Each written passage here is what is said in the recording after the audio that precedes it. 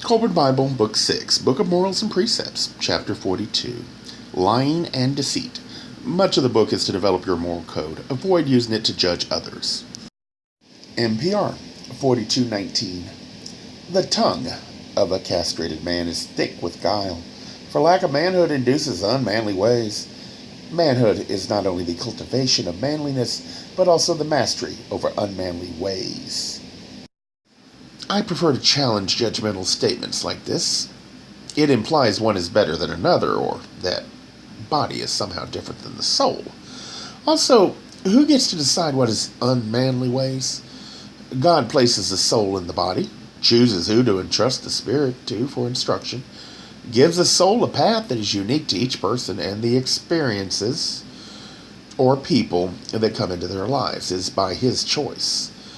It will not be understood always by us because we often confuse the body as all there is. To demand your child abandon the path God set before them because you think your path is better is arrogant, and you are placing yourself at odds with God, not the child. Your goal is to teach the child. You are granted the first decade of the child's life to teach, to give them the foundations that they will need in life. If you spend it attempting to train them, then you wasted the time.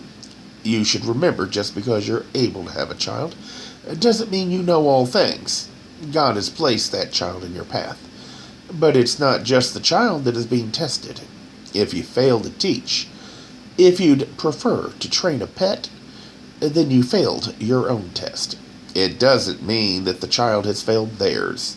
You just made their path more difficult because of your arrogance. If they fail, it's a shared failure.